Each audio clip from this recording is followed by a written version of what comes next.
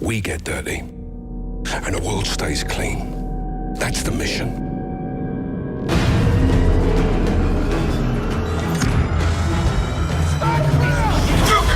Where's Barker? You can't know war unless you have fought arse over elbow in some shitbog full of traps.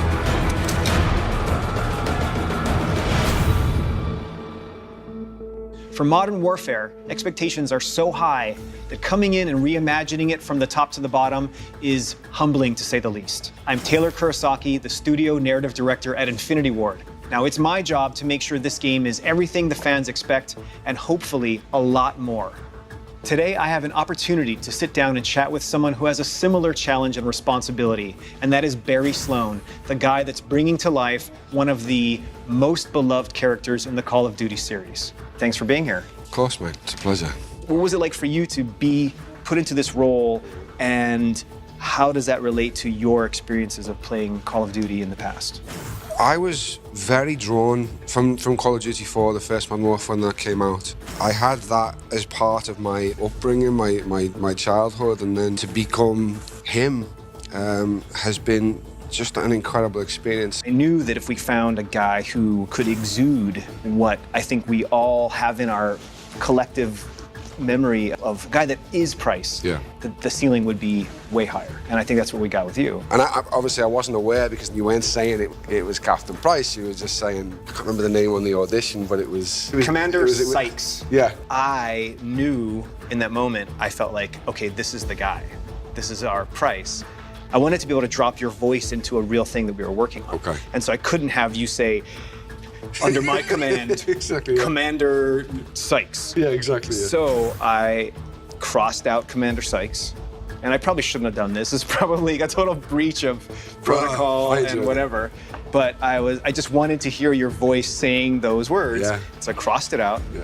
and I wrote, under my command, Captain John Price. Yeah. And I do remember saying, oh, that's a name drop.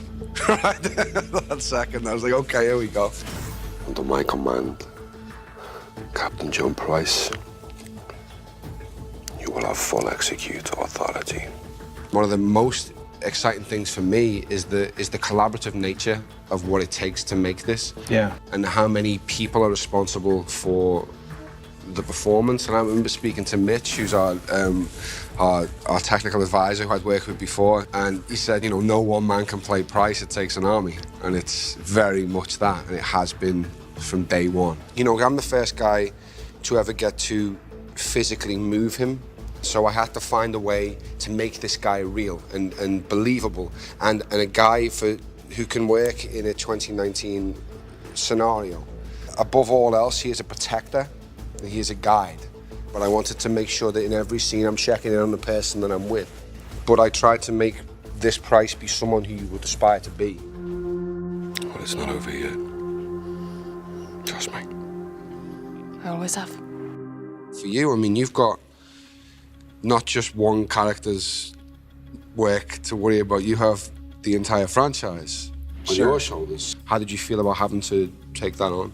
Our goal was to make a game that gave all those feelings that we've had playing the original series, because we have to not just exceed the expectations of what those other games were, we have to exceed the expectations of what your memories were of playing those games. Nostalgia's a tough battle. Yeah. We didn't want it to just be another one. We didn't want it to just be, it's close enough to the original games. A bunch of the original guys that made Modern Warfare heard that we were working on it, and they were like, I want to be part of that. So we got an infusion of the original blood, and so I think we were prepared to take on this huge undertaking and this huge honor. As someone who is a fan of gaming, who plays, although I'm filming it, I'm still not part of the process of making them. You've taken what was the acceptable level in this genre and put it somewhere that people are now going to have to try and get close to, because it's blown my mind what I've seen. I didn't expect it to look as incredible as it does. It's really, really special. When can you breathe? We just did. So let's talk about embodying the man, Yeah. right? Being on the PCAP stage, making a TV show or a film versus making a game, and what that experience means to you. There's much more parallels to theatre and video game because you're being asked to dispel belief in a similar way. You know what I mean? It's that you know you're going into a make-believe world quite clearly. You're separated from it, but your brain allows you to believe aspects are real. You can almost touch it these days with the way video games look, and so that aspect of bringing your audience to you it feels like theatre to me in that sense as well, and certainly the way we film it, because you know when you're on a film set or a TV set, you know like now I can look at the camera, I can speak to the operator, and I can know, okay, this is probably a tight shot.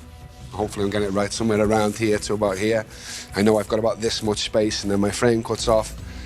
So I can manage my shot or my performance for that particular shot. But when we shoot PCAP, we have the whole room.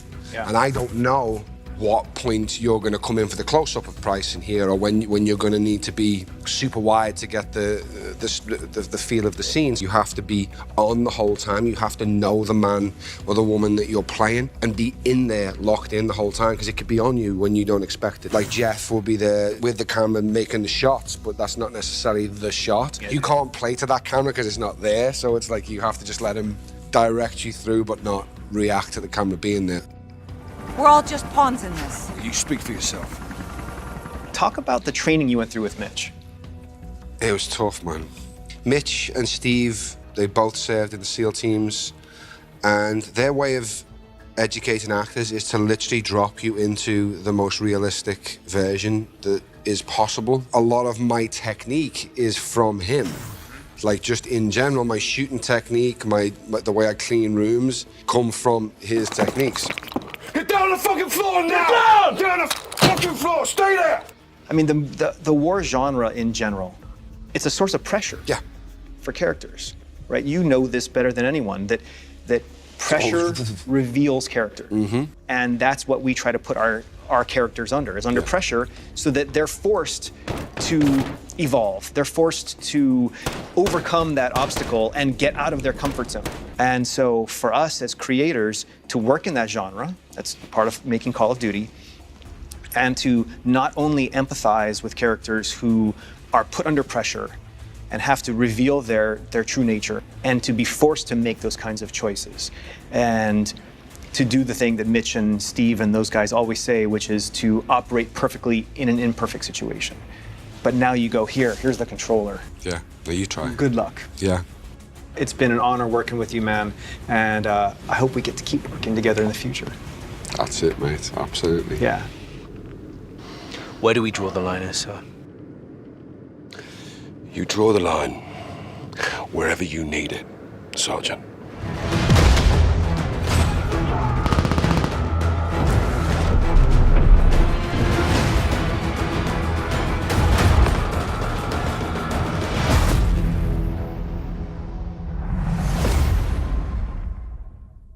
Purchase digitally and get the XRK Weapons Pack.